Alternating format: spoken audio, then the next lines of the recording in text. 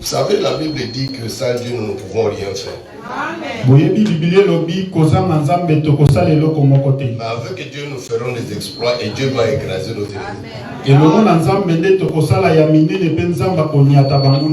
C'est pourquoi le docteur a chanté que Dieu aide-moi à m'appuyer sur ton nom.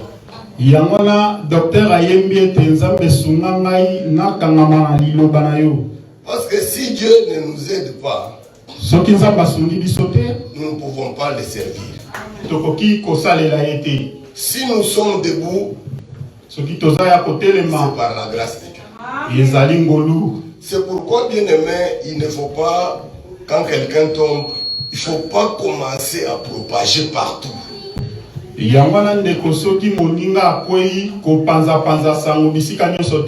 Parce que souvent les hommes, ils ont la facilité de propager une mauvaise nouvelle pour son frère.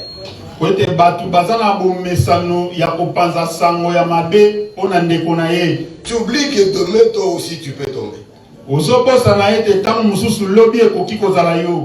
Dans ce voyage, nous sommes dans le désert.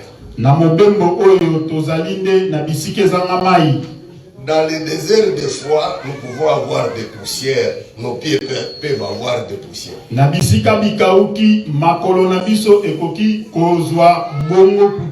Si nous pouvons faire quelque chose, c'est le Seigneur qui nous aide.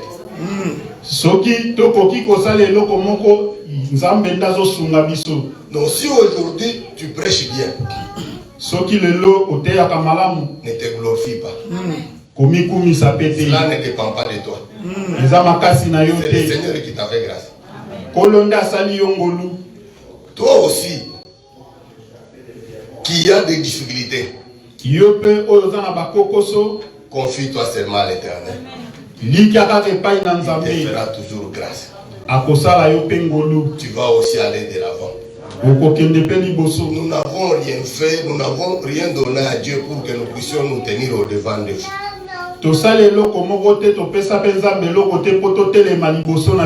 Nous sommes seulement des instruments inutiles.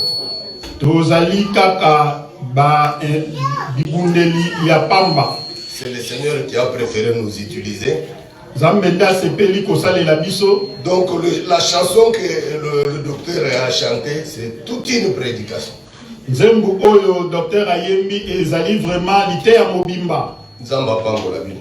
Dieu vous bénisse.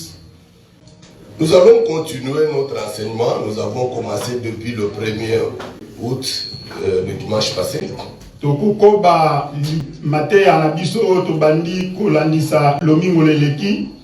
Mais notre souci est que le peuple de Dieu puisse comprendre ce que nous disons et que le peuple soit sauvé.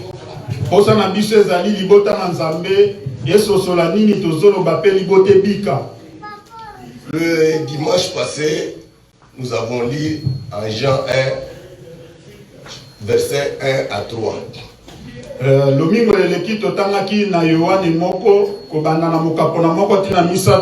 Nous avons lu en Hébreu 7, verset 3.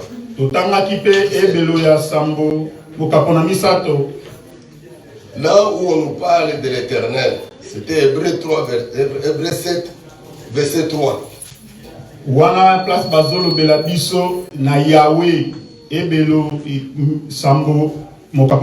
Si vous avez quelque chose, vous pouvez noter. Peut-être qu'on ne pourra plus relire tout ce qu'on avait dit la fois passée, mais on va seulement répéter pour que ceux-là qui n'étaient pas avec nous, même ceux qui étaient avec nous, puissent encore bien comprendre.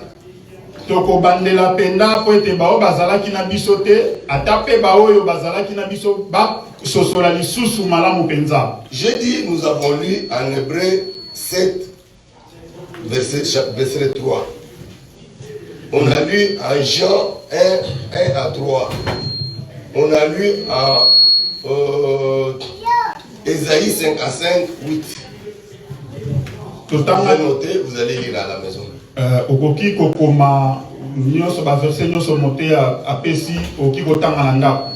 Mais nous allons lire seulement en Jean 1 à partir de verset 1 jusqu'à 3.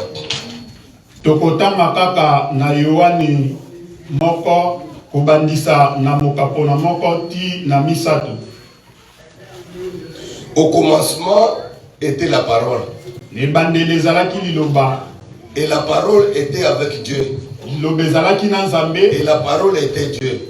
Et liloba ezalaki Nzambe. Il était au commencement avec Dieu. Ezalaki ne bandeli na Nzambe. Toutes choses ont été faites par elle. Nyonso esalama na mokili esalamaki na liloba. Et rien de ce qui a été fait n'a été fait sans elle. Eloko moko te na nyonso esalama esalamaki kozanga liloba. Ça c'est le commencement. Wana ndeza ne bandeli. Ça c'est le commencement. Wana nde bandeli. Or que nous voyons aussi en Genèse, on nous parle aussi que au commencement Dieu créa le ciel et la terre. Tozomona pe na buku na ebandeli bazoyebisa biso ete na ebandeli Nzambe akelaki likolo pe na mabele. Alors nous avons compris qu'il y a deux commencements. Pour bien expliquer l'épître de Jean ici, nous avons lu Hébreux 7. Là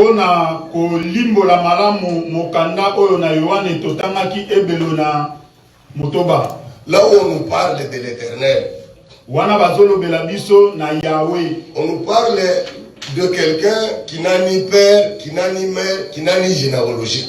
Bazolo belabiso moto oyo azangi papa azangi mama azangi pe ekitelo. Lui n'a pas été créé. Ye basala yete bakela yete. Il s'est fait lui-même. Ami kela ye moko. Il existe par lui-même. Azali kozalisa mana ye moko. Lui, tu ne vas pas dire qu'il était ou bien il sera. Non. Ye okoki kolobate te azalaki to akozala. Lui, il est. Ye azali. Lui, il ne change pas. Ye abongwa nakate. Il est l'Éternel. Azali ya libela na libela. Nous avons dit que l'Éternel, tolobaki ete Yahweh, il était là, seul. Azalaki wana ye moko. C'est un être qui n'a pas de fin. Azali ekela ezali samao ezangi suka. L'Éternel n'est pas seulement l'esprit. Yahweh azali kaka molimo te. Mais c'est un être qui existe comme ça. Azali ezali sami o ezali komoni sama o ezali. Mais est-il que lui n'a pas de commencement? Likama moto eza ete ye azanga ebandeli. Lui il n'a pas de fin. Ye azanga suka. Lui, il n'a pas de père. L'Éternel n'a pas de mère. Yahweh azana mamate. Il n'a même pas ses frères. Il est seulement l'Éternel. Azali kaka Yahweh. Il a existé dans l'éternité. Ye azala banda tango na kala kala. Mais lorsque l'Éternel a pensé, tango Yahweh abanzi, lorsqu'il a pensé, sa pensée était en lui. Tangu abanzi makanisina ezalaki kati na ye. Sa pensée était dans son intérieur. Makanisina ezalaki nde kati na ye penza. Comme il a pensé et sa pensée était à son intérieur, c'est comme si il a conçu un enfant. Tangu ya kanisi makanisina ezalaki kati na ye ezali lokolo ete asaline tizemi. Bien interprété, Dieu te bénisse. Amen. Donc le Seigneur a eu la semence. Yahweh azizemi. Lorsqu'il a eu la semence, tango azizemi en pensant, nanzela na kokanisa, après il a manifesté cette semence. Nasima aebi na kobimisa lomoto. La semence que l'Éternel a manifestée, c'est ça la parole. Lomoto Yahweh aebi na komonisa yango nde liloba. On avait lu ça ensemble. Je vous ai donné ces versets-là, vous pouvez les relire. Pour ceux qui sont venus pour la première fois, ils peuvent encore lire. Ceux qui avaient lu avec nous, ils peuvent encore relire. yango ba pe bazalaki na biso l'Éternel ba pense. kotanga po ete nzambe yawe azokanisa. Il dit vos pensées ne sont pas mes pensées. Alobi makanisi na bino ezali makanisi na nga te. Mais ici, nous ne parlons pas de pensées au pluriel, non. Awa tozolobela makanisi ebele te. Nous parlons de la pensée. Tozali kolobela likanisi. Une seule pensée. Likanisi moko. Parce que la Bible dit, ce qui sort de c'est ma pensée qui sort de ma bouche. Biblia lobi ezali likanisi na ngai ndezo bima na monoko na nga. Or, ce qui sort de la bouche, c'est la parole. Nzoka oezo bima na monoko ezali loba. Lorsque le Seigneur, l'Éternel a pensé, Tangu yawe akanisi, je parle d'une seule pensée. nazolobela likanisi moko. Lorsqu'il a pensé, il a conçu le Fils. Tangu akanisi azui zemi ya mwana mobali. À un moment donné, il a manifesté cet enfant. Na tangu mosusu abimisi mwana ngo. Et cet enfant que l'Éternel a manifesté, c'est ça la parole. Mwana yango oyo yawe abimisi yango nde liloba. C'est comme toi, tu me vois. Je viens de loin, tu me dis, je vais dire bonjour à Pasteur Marcel. Tu traverses la route. Omoninga nazo uta musika olobi nazo kende kopesa mbote pa Pasteur Marcel okati nzela. Tu as conçu une pensée Ozwi likanisi pour venir me saluer. pona koya kopesa nga Mais tu ne mbote. m'as pas encore salué. Amen. Mais nano pesi nga mbote te. Tu marches, Ozo tu tambola, traverses la route. ozo katisa Tu nzela, arrives tout près de moi. okomi pembeni na Tu nga. me dis, Pasteur, bonjour. Oyebisi ngai Pasteur mbote. Tu as manifesté ta pensée. Obimisi likanisi ozalaki na yango. Ta pensée là, c'est la parole qui est sortie de ta bouche. Likanisi yango eza liloba oyo ebimi na monoko na yo. Dieu vous bénisse. Amen. Nzambe apambola bino. Je pense que c'est facile. Si quelqu'un ne comprend pas, il ne veut pas comprendre.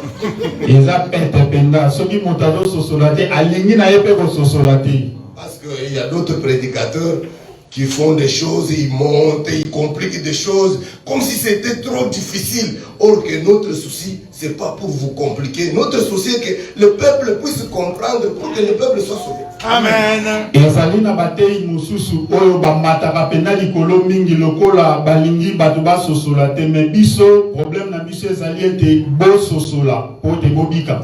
Or quand l'Éternel a pensé, Tangu yawe akanisi, quand il a manifesté sa parole, tangu abimisi liloba na ye, il est devenu Père. Amen. wana akomi tata. L'Éternel est devenu Père. Yawe akomi tata. Comme l'Éternel est devenu Père, il a pensé, il est devenu Père. Maintenant, c'est le commencement.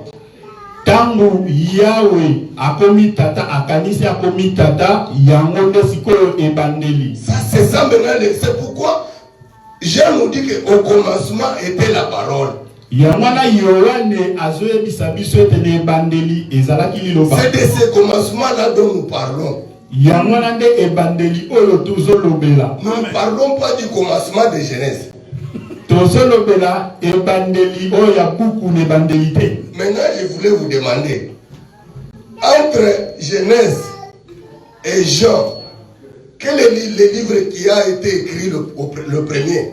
Sikoyo na kotuna bino motuna kolandisa muka buku na ebandeli na buku na Yohane. Buku nini komama ya liboso? Qui peut me répondre? Nana koki koyanola. C'est Genèse. C'est Genèse qu'on a écrit en premier. Mais en accomplissement, c'est Jean qui vient en premier. Ezali buku ne bandeli nde komamaki ya liboso me na kokokisa makambo eza Yohane nde aye liboso. Nous ne compliquons pas les choses. Relisons Jean parce qu'on relit les choses. On ne complique pas les choses. Tozokomisa makambo makasi te totanga Yohane. La Bible dit ceci. Biblia lobi boye. Au commencement était la parole. Na ebandeli ezalaki liloba. C'est un commencement. Ezali ebandeli. Là, il y a un commencement. La Bible dit bien au commencement. Il y a un commencement. Biblia lobi malamu na ebandeli. Ezalaki na ebandeli. Et la parole était avec Dieu. Pe liloba ezalaki na Nzambe. Et la parole était Dieu. Liloba ezalaki Nzambe. Elle a été au commencement avec Dieu. Toutes choses ont été faites par elle. Verset 3. Verset 3. Toutes choses ont été faites par elle. Et rien de ce qui a été fait n'a été fait sans elle. Amen. Amen. Amen. Dieu vous bénisse. Amen. Au commencement, Dieu créa le ciel et la terre. Or, pour que Dieu crée, il a besoin de la parole. Donc, c'est le commencement de la parole qui vient avant. Amen. Parce que Dieu ne pouvait pas créer le ciel et la terre sans la parole. Parce ici que toutes choses étaient créées par la parole. Rien n'a été créé sans elle. C'est le commencement des gens qui vient en premier. Amen. Amen. Ces choses, si vous les comprenez, c'est très important. Ne pensez pas seulement qu'on vous dise que croyez, vous êtes sauvés, ceci, cela, non. Vous savez, avec Job, les amis de Job sont venus. Ils ont parlé à Job dans des langages faciles. Et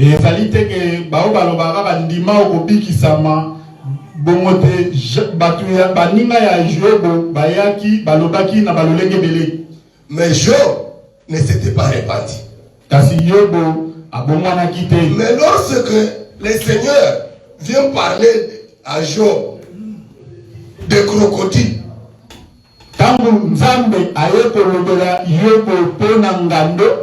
lorsqu'il va lui parler de l'hippopotame, Job se répand. Amen. Amen. Comprenez ces choses, c'est pour vous. Dieu avait donné l'intelligence aux théologiens pour les écrire.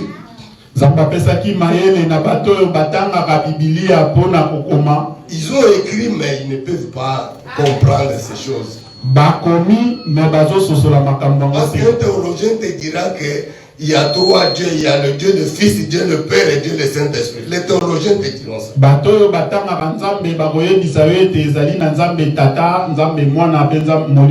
nous voulons que lorsque tu seras en face d'un témoin de Jéhovah, qui ne puisse pas te convaincre.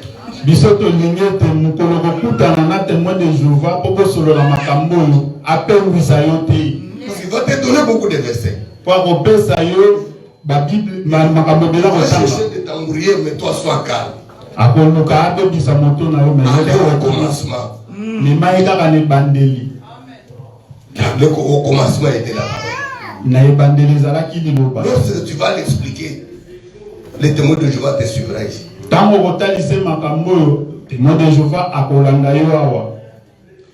Nous avons dit que lorsque l'Éternel a conçu sa pensée, il a manifesté sa pensée, il est devenu Père.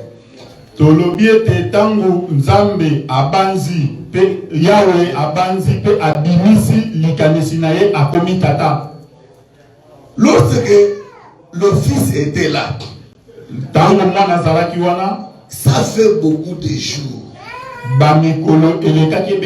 beaucoup d'années. Parce que dans l'éternité aussi, il y a les jours. Il y a toujours dans l'éternité. Ce qui manque là-bas, c'est la nuit. Michel a parlé même de ça. Amen. Il y a les jours dans l'éternité. Ne pensez pas que quand on parle de l'éternité, là-bas il n'y a pas de jours. Non. Il s'est fait beaucoup de jours. Le Fils était là. Dieu voyait la parole. Beaucoup de jours. Et Dieu était content de la parole.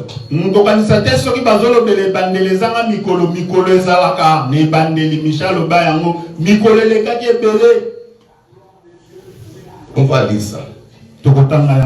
Souffrez un peu, je ne bloque pas le verset. Bo ndimanga malamu na te bato bakangaka nyonso na moto.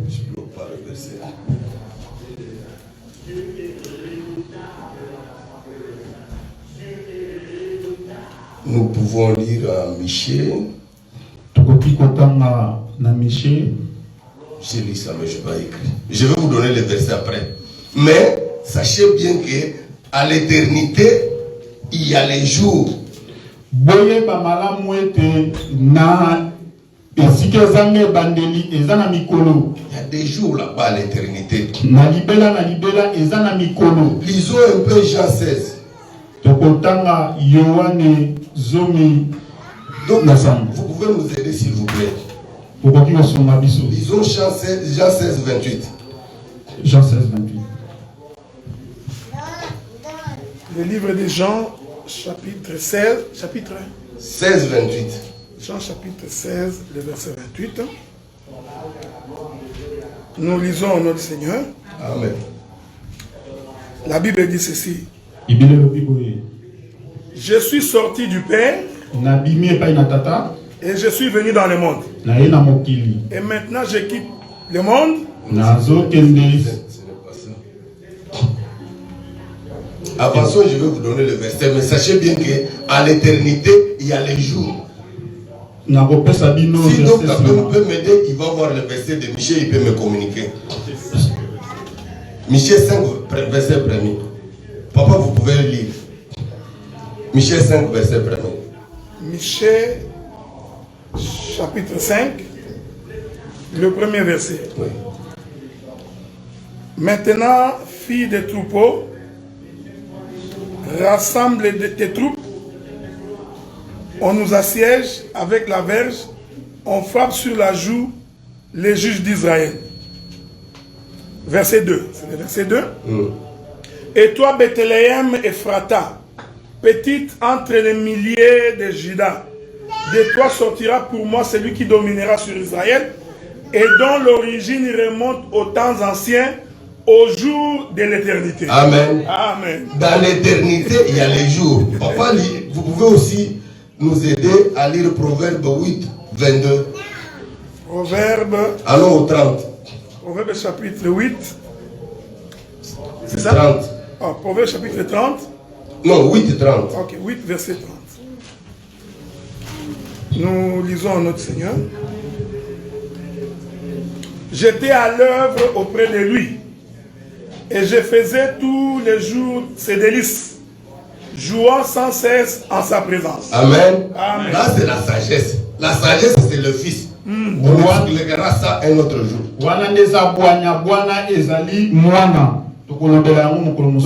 C'est toujours le Fils, c'est toujours la parole que Dieu a enfantée. Quand il a enfanté la parole, le Fils jouait en présence de son Père tous les jours. Il s'est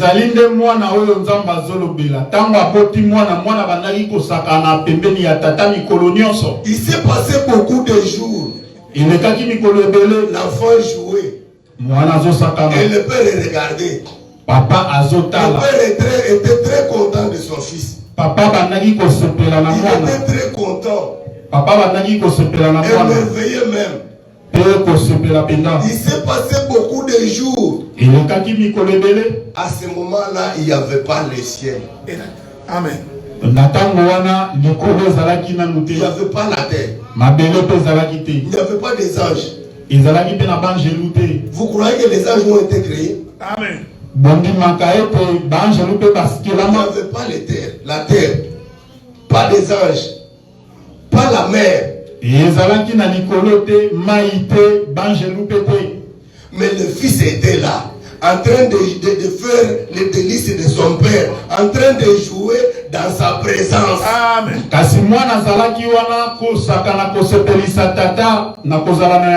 Et le Père était très content. Bien aimé, tu peux faire disparaître la terre et les cieux. L'Éternel ne vit pas de ça. Amen. Il ne vit pas de ça. Il a créé le ciel après, mais il existait déjà. Et son fils était là dans sa présence, jouant sans le ciel.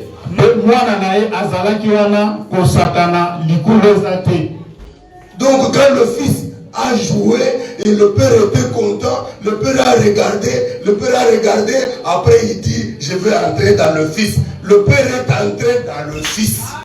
Mwana zalaki wana mwana zo sakana papa zo tala papa sepelage alobisi koyo na koti kati na mwana. Quand le père est entré dans le fils, papa tamba koti kati na mwana, la parole est devenue Dieu.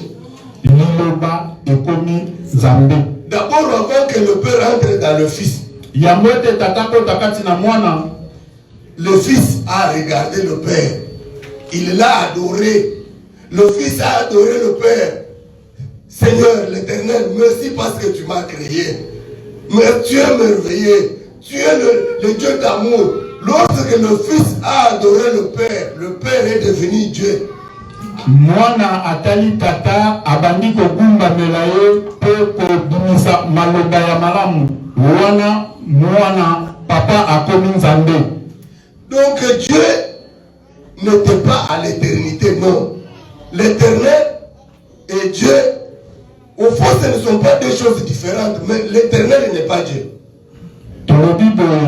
Nzambe azalaki na libola te, mais ezabilo mibale te. Nzambe Yahweh azape Nzambe, mais azalaki te Nzambe na libola. Je veux appeler un autre témoin qu'il puisse nous appuyer. Lorsque Élie, avec les prophètes de Baal, il voulait sacrifier un bœuf. Et il dit ceci. Il dit, l'Éternel, tu n'es plus Dieu. Ne sois pas scandalisé, mais Élie avait dit ça. Il a dit ceci. Nous allons voir entre l'Éternel et Baal qui est Dieu. Amen.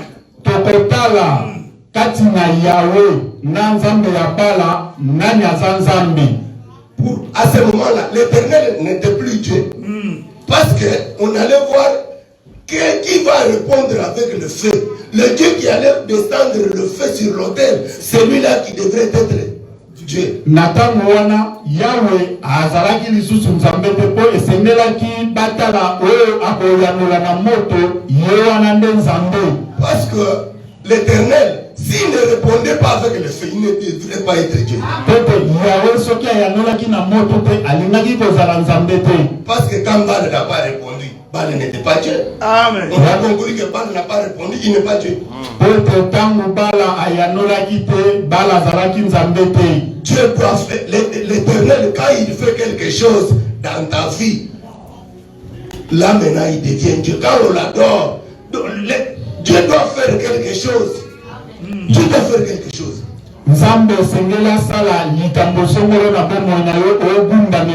C'est pourquoi il dit, voyons entre Baal et l'Éternel qui est Dieu. Vous allez prendre votre taureau, vous allez couper pour offrir. Vous invoquez votre Baal. S'il répond avec les faits, alors nous allons dire que Baal est Dieu.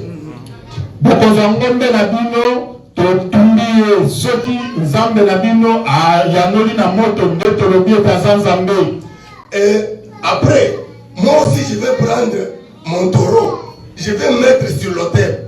Si l'Éternel répond avec le feu, alors l'Éternel c'est celui qui est Dieu en Israël. Vous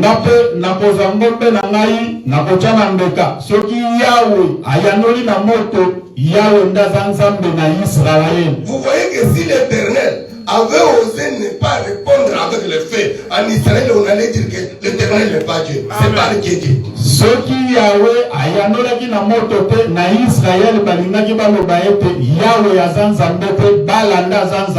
Amen. Mais comme l'Éternel est Dieu, il a répondu avec le feu.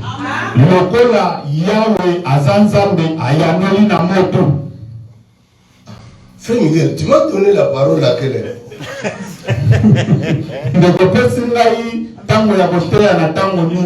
Tu m'as donné la parole en retard, frère.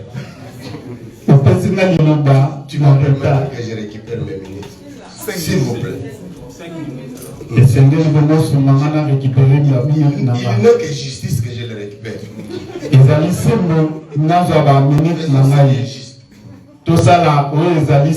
Dieu te bénisse, mon frère.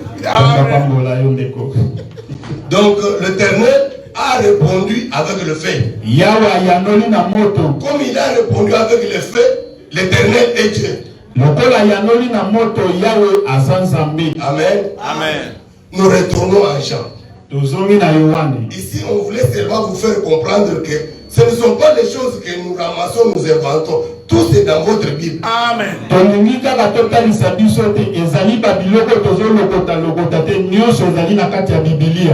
Alors, vous voyez ici que lorsque le Fils a adoré le Père devient Dieu. Parce que Dieu, c'est l'objet d'adoration.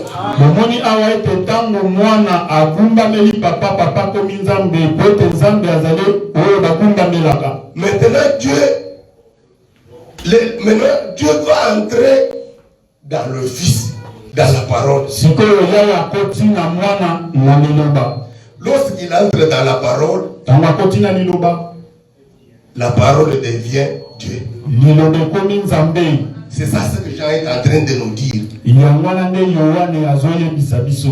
Il y avait l'Éternel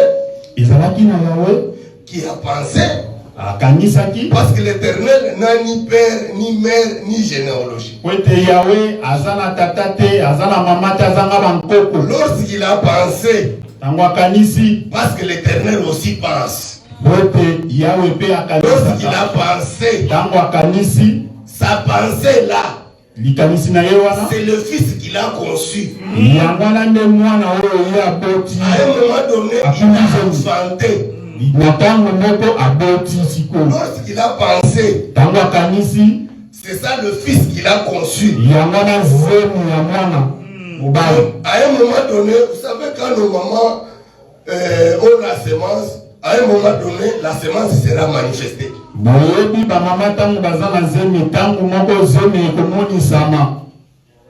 Ce n'est pas ça. L'enfant va sortir.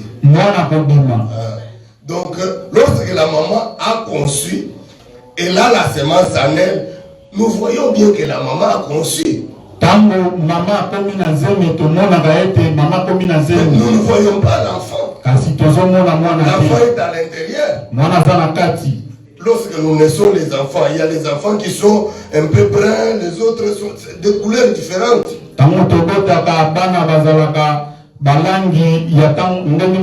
C'est lorsque l'enfant sera manifesté que nous allons le voir. L'Éternel, lorsqu'il a conçu la parole, c'est ça la pensée. Après un moment donné, il a manifesté la parole. Donc le Fils est né. Tout ce que nous faisons ici, le Fils là, c'est Jésus. Et il est déjà dans ta pensée comme ça. Je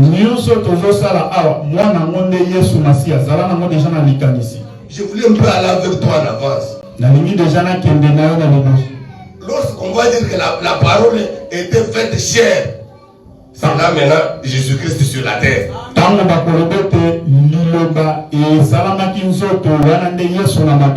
Donc, quand on parle de Fils ici, ne t'imagine pas, nous parlons de Jésus.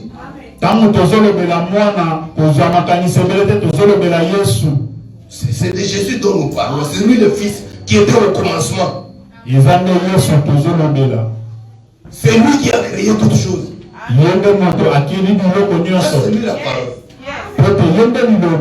Il faut que nous rendons des choses donc terre à terre pour que tu ne t'embrouilles pas.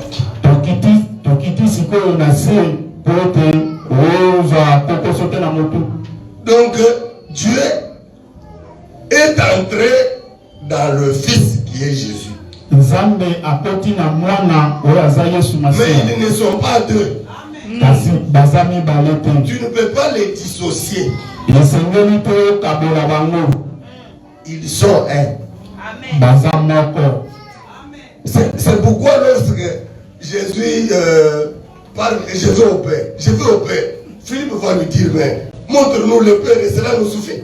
Yamala Yesu tama zoloba nazoke ne pa ina tata nazoke ne pa ina tata Philippe alobi la kisa biso kaka tata et koki pona biso. Philippe, depuis longtemps que je suis avec toi, tu ne me connais pas. Amen. Philippe, banda kala nazala na yo we banga Il a vu le Père. we amoni nga ya moni tata. Donc lorsque Dieu entre dans la parole, Dieu et la parole, ça devient une seule personne. Tangu yawe akoti kati na liloba nzambe na liloba bakomelo komoko. Donc que les témoins de Jéhovah ne viennent pas te dire que tu vois, Jésus c'est le Dieu puissant, Dieu c'est le Dieu tout puissant. Non, c'est la même chose.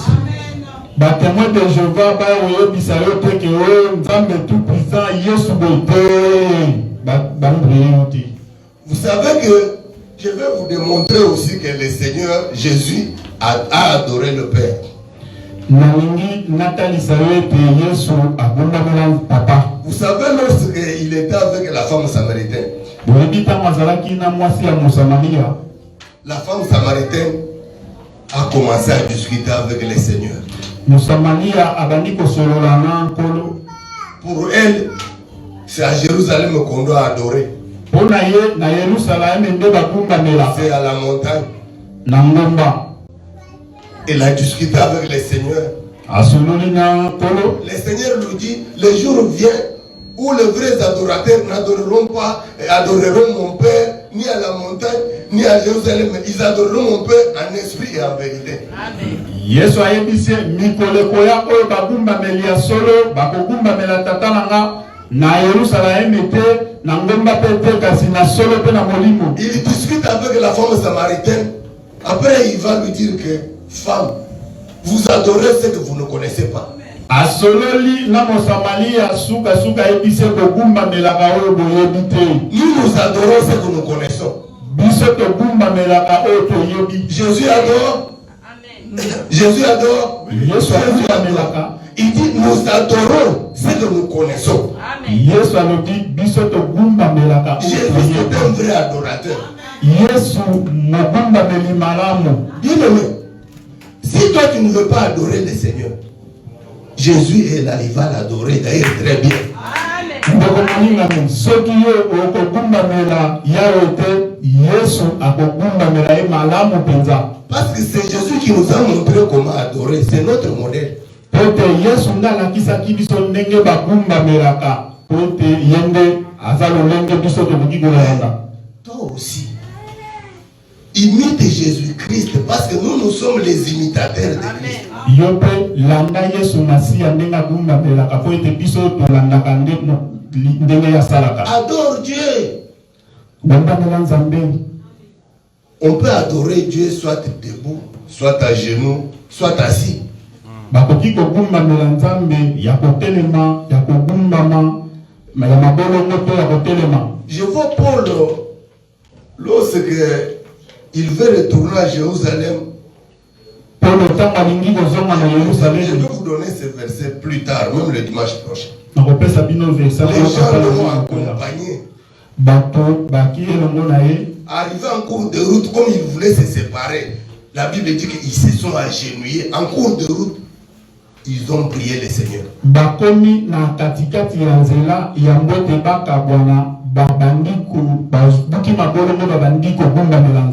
C'est la parole de Dieu.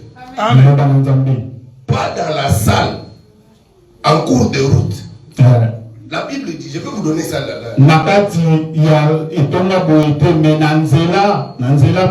Ils se sont agenouillés. Bien aimé.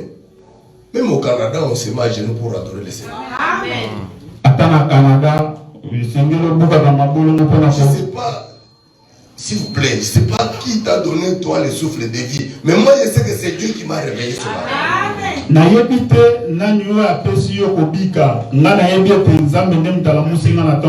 Pour moi, je sais que si le Seigneur avait décidé autrement, vous alliez aussi peut-être m'enterrer comme on a enterré papa André hier.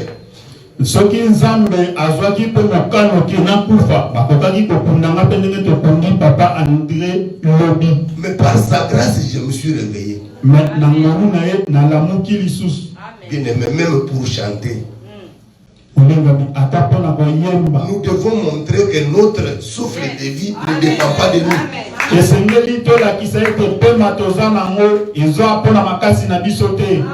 fois on est distrait. Des fois on est distrait. Dieu t'a pris en bas, il t'a élevé pour te mettre debout, chanter pour lui. Toi tu vois ta gloire. Toi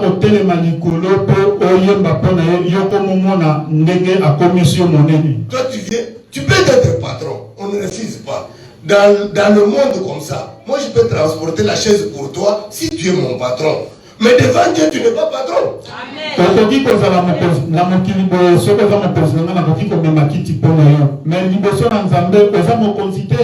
Bien aimé, je vous dis, c'est lui qui est né sans les jambes. Ils sont là, il y a des gens qui sont nés comme ça sans les jambes. Nous voyons dans des réseaux sociaux.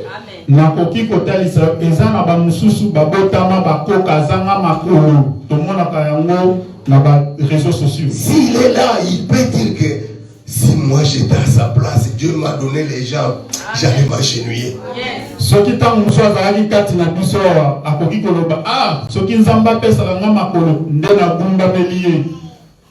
Lorsqu'on prie, il y a même des prières de supplication.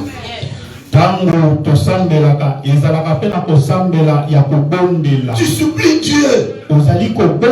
Tu supplies Dieu assis. Des fois ça me dépasse. Comment tu supplies Dieu assis?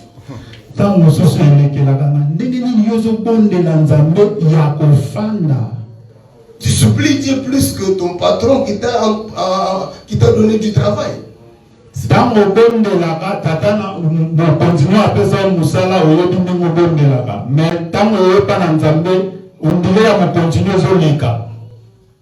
je parle mal, pardonnez-moi. Mais nous devons changer notre façon de faire.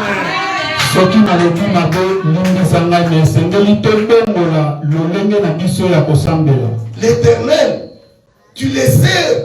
Tous les jours, toi-même dans ta maison, tu ne t'agenouilles pas. Tu pries toujours assis, même dans ta maison. Aucun jour tu t'agenouilles. Yahweh, ozo salela ye, ata nanda kuna yo, ozo sambela no ya kovanda, ata kofuka mate. Aucun jour tu ne t'es jamais agenouillé devant lui.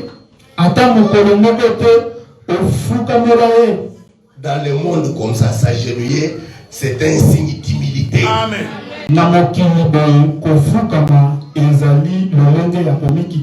Je sais que dans les assemblées des saints, il y a eu des prédicateurs qui ont exagéré.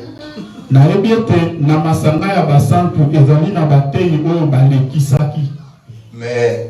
je vous dis que nous pouvons monter comme l'aigle. Mais après on va manger par terre. On va descendre pour manger. L'aigle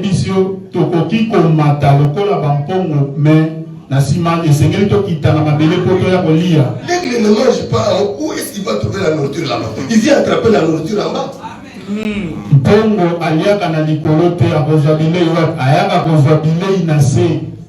devant la doctrine. La doctrine existe. Parce que tu vas me dire par exemple que moi je veux prêcher parce que tu vois les Saint-Esprits ont donné à la femme, à l'homme, il y a ceci, cela. Tu vas bien parler. Dans les Seigneurs, il n'y a pas l'homme, il n'y a pas la femme. Mais lorsque nous sommes à la maison, c'est l'angèle, c'est ma femme. Comment tu vas le refuser? Ça c'est la doctrine, non? Amen. À la maison là-bas, nous sommes des hommes. Oh, bien aimé. Des fois, il y a d'autres prédicateurs qui nous ont induits en erreur. Changeons, ce n'est pas notre prédication du jour, mais le Seigneur, je ne comprends pas, il m'a amené là-bas. Mais changeons notre façon de servir Dieu.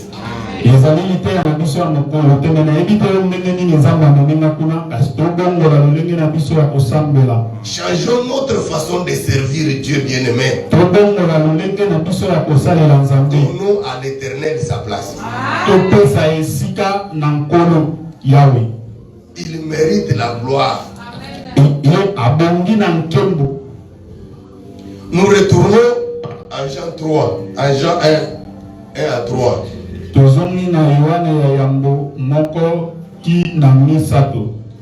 Vous voyez que l'Éternel, quand il était d'abord là-bas dans l'éternité, il ne pouvait pas créer.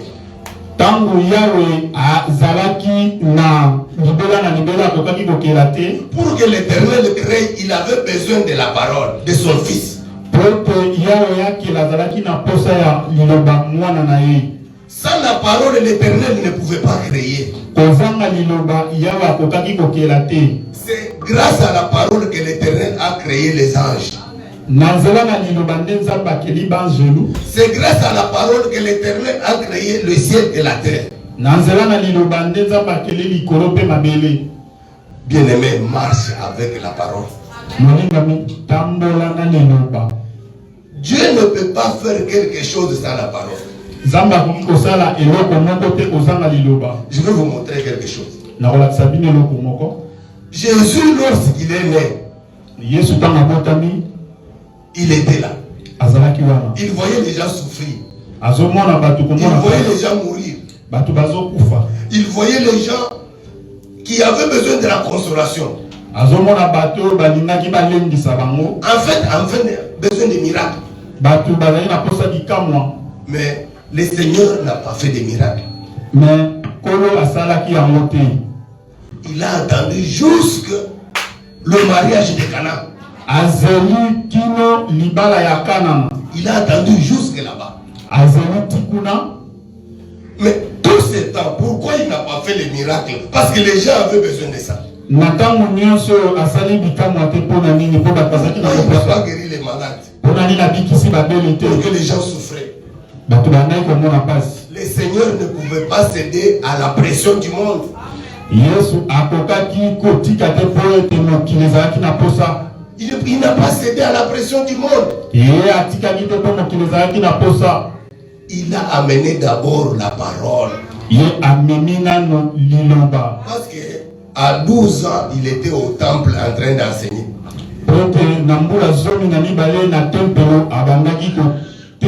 D'abord la parole. La consolation après. Les miracles après. La consolation, c'est les miracles après. Jésus vient dans le mariage. Il s'est fait que Marie aussi, sa mère, était là. Les mariés ont invité Jésus qui n'avait pas encore fait de miracles.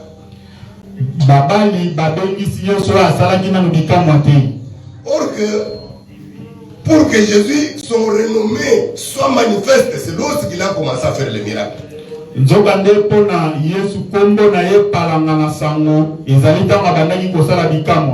Mais eux, ils ont choisi d'inviter Jésus qui n'a pas encore fait de miracles. Jésus était là. Marie vient parce qu'à un moment donné, le vin était terminé.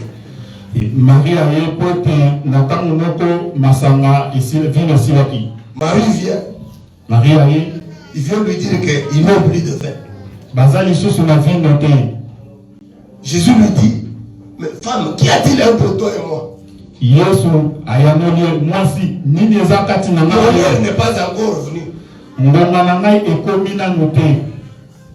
Bien-aimé, ce n'est pas le propriétaire de la fête qui avait dit à Marie d'aller dire à Jésus. Si c'était le propriétaire de fête qui avait dit à Marie qu'elle va dire à Jésus que nous n'avons plus de vin,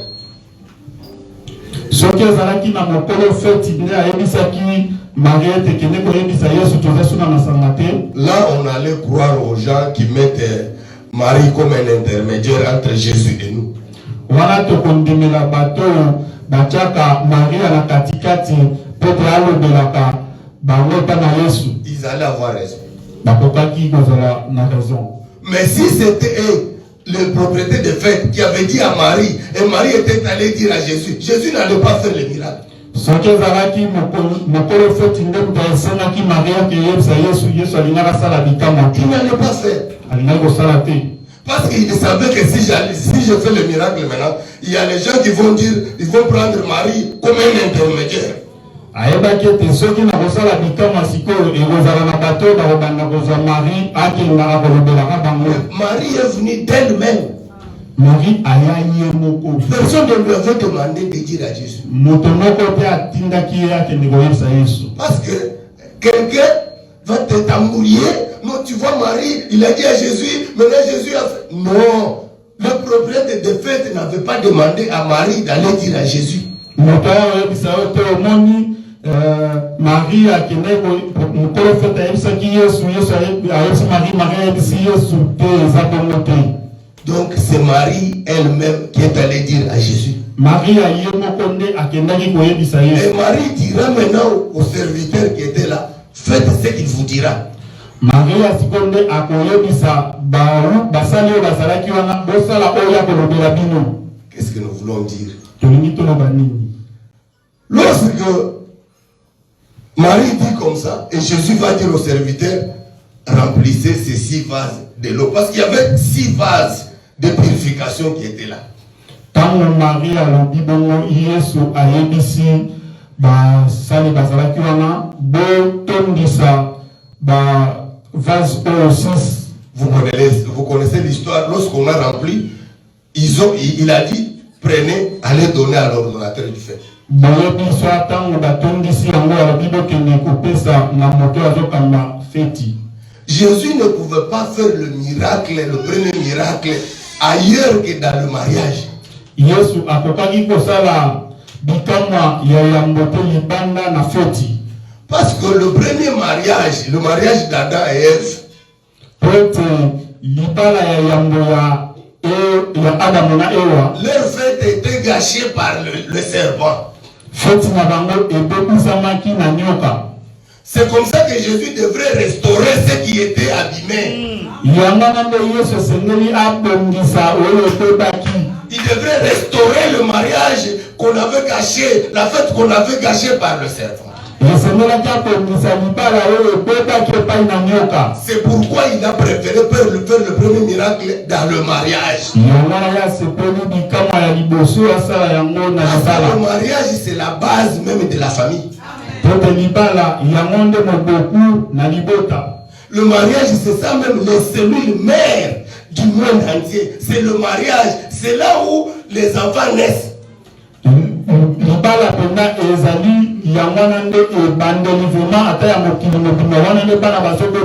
Alors vous voyez que ces gens, ils ont invité Jésus qui n'avait pas encore fait le miracle.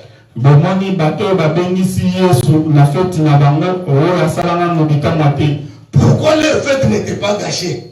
Parce qu'ils ont invité la parole qui était au commencement. Vous croyez que Jésus c'est la parole, n'est-ce pas? Et ils ont invité la parole qui était au commencement. Lorsqu'ils étaient en train de fêter, ils avaient la parole.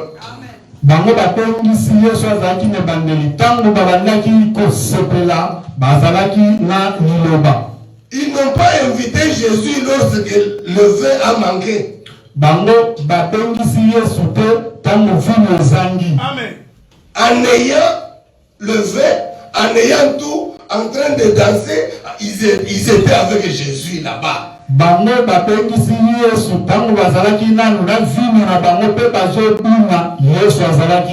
quand le vin a manqué maintenant, comme ils avaient Jésus, Jésus a donné un autre vin. Tu peux tout perdre.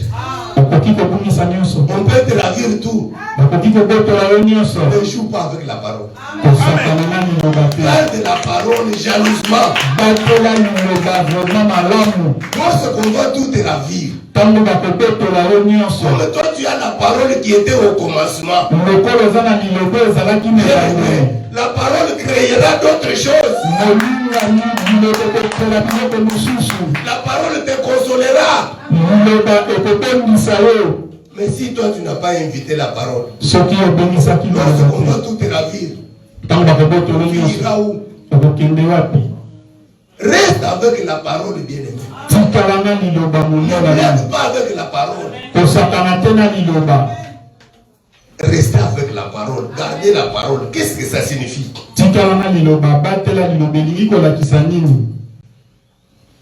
Ce n'est pas un sorcier qui est ici. Il écoute la parole. Et la nuit, il commence à ensorceler les gens. Et il va sortir beaucoup de versets.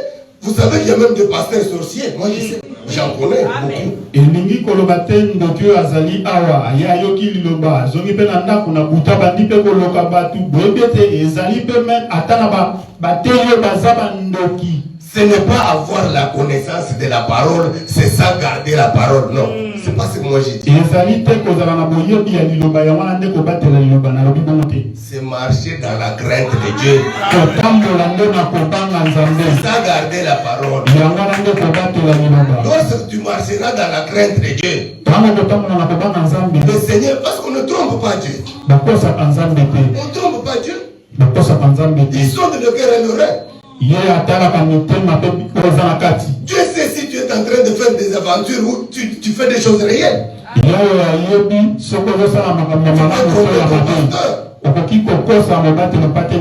auras quoi? Parce que le Seigneur te voit. Il voit comment tu es en train de mentir. Lorsque le pasteur vient chez toi, tu prends une assiette que tu n'as jamais utilisée là. Mais ton mari, tu ne le sers pas comme ça. Tu vas aller en enfer. Sers ton mari plus que le pasteur.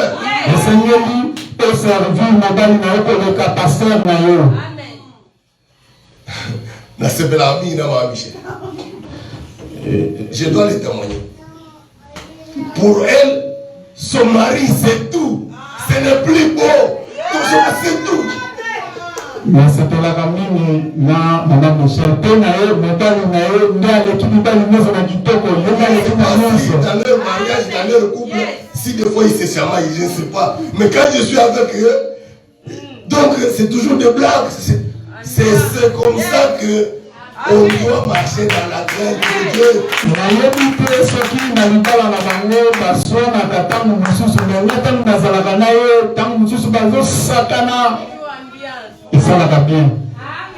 Hier, il y a une dame qui a dit que moi, Michel, tu vois, ce papa-là, il est comme papa de là.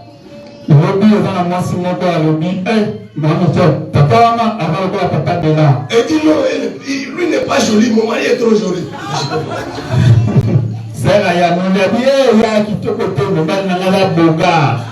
Donc pour elle, c'est son mari ou rien.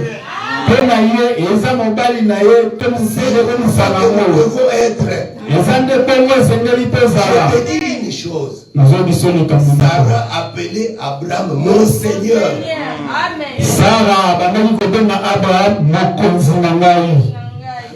Mais si tu dis à la sœur de m'appeler mon Seigneur, peut-être elle va rechier. Je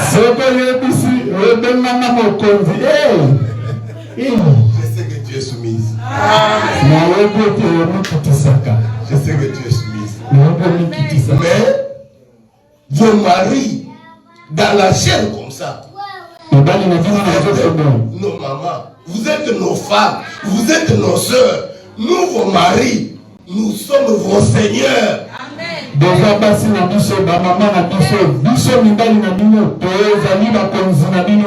Nous aimons, mais nous sommes vos chefs. Même si on est au Canada, tu ne vas pas aller de ça. Surtout ça. J'ai J'ai assisté dans un mariage où un pasteur qui dit que la soumission est réciproque. L'homme se soumet, le mari, la femme se couche. On est où? Na kiongozi na libala moko ya babala na pasara zote ya o komikitisa mobali sengela mikitisa mwasi pa mikitisa toza wa bien aimé, je vous dis, la parole de Dieu ne vient pas du Canada. Moninga mena ebiso liloba na Nzambe eye na Canada te. Elle était au commencement. Ezalaka na bandeli. La parole a adoré l'Éternel. L'Éternel était content de la parole. Si la parole n'avait pas obéi, l'Éternel ne pouvait pas être content. Il était content parce que la parole a obéi. Il a vu où est-ce que je peux aller. Si l'Éternel est entré dans Abraham, Abraham allait éclater. L'Éternel n'a pas d'autre demeure que la parole. Soyons obéissants et soumises à notre mari.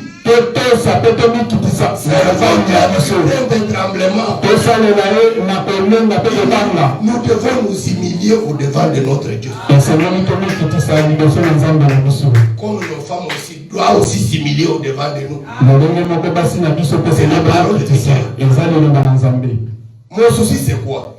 Ma soeur, dans la maison, sois soumise. Vous avez la paix dans la famille. Lorsque vous avez la paix, toutes les portes sont fermées. Vous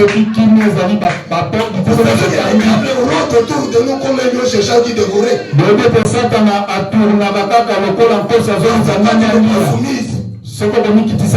Tu ouvres la porte. Regarde le pas entrer. Tu vas tuer ton enfant. Tu vas voir les sorciers. Toi-même, tu as perdu ton enfant parce que tu n'es pas soumise à ton mari. Tu cherches quelqu'un à la maison. Aussi les hommes. Et mon mari, et mon enfant. Et mon enfant. Nous sommes en train de faire. C'est pour nos familles. Rends ta femme belle. Elle veut quelque chose, toi tu dis non, ça c'est mon argent, ça c'est ton argent. Finalement, cette histoire-là, ça vient nous. Donc la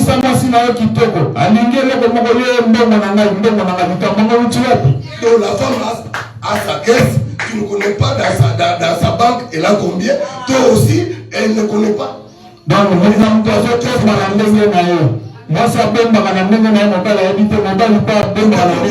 la parole. C'est ça la crainte de Dieu. Ton téléphone et ta femme ne peut pas toucher. Tu vas à la toilette avec ton téléphone. Le mari, pourquoi vous mettez des codes dans vos téléphones? Enlevez les codes. Je pense que l'État nous a fait des fautes. C'est pourquoi des fois je n'aime pas l'interprète. Frère Moïse me bouffe beaucoup de minutes. Que Dieu vous bénisse beaucoup.